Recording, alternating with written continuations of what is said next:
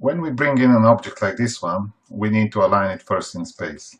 The problem with this one is that we need to find a symmetry plane here that will allow us to place it accordingly.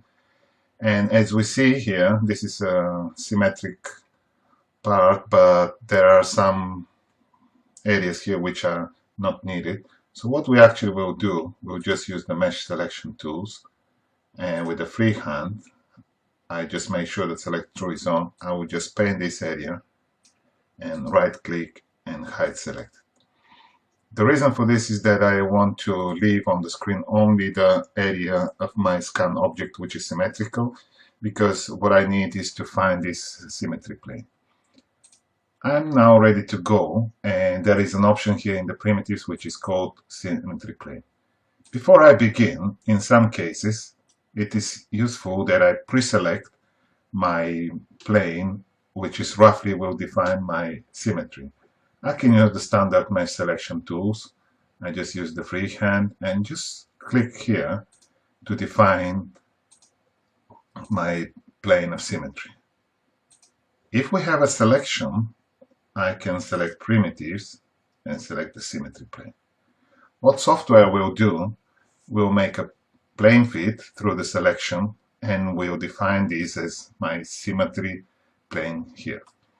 We have some controls to navigate the plane, which we will discuss, but also what you see on the screen is that the software shows the visible points of the mesh in a symmetry way. So the yellow points are actually my points that are drawn based on the symmetry of this plane.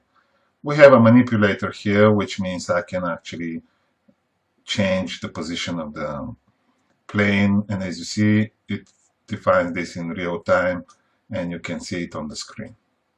We're still not ready, and I'll show you, we'll cancel this for now, and I will show another way of defining your initial symmetry plane.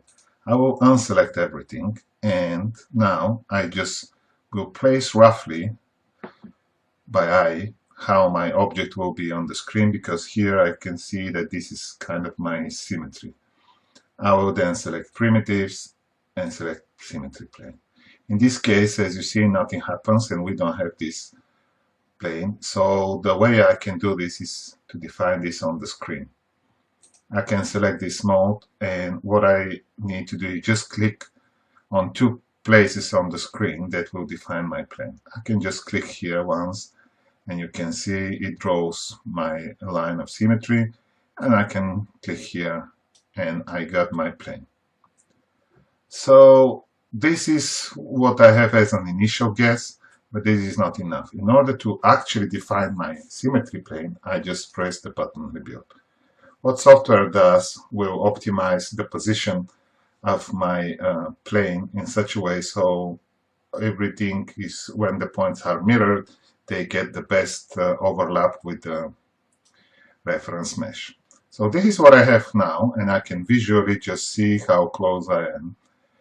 Again, let's focus now on the manipulator. The manipulator allows you to move the plane in a different directions, and I can just drag my plane here so I can visually see and feel how my symmetry plane is. I can also probably rotate around the different axes. For example, here I can just rotate my plane, and in this way I can adjust my position of the plane. Because of the sensitivity of the mouse, we may not be able to do this really accurately.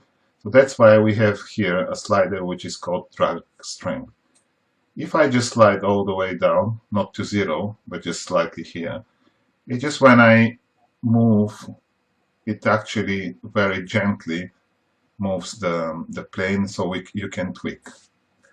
For example, I can also use the numeric part here to translate if I want specific values, and as you can see, the software automatically just shows what happens.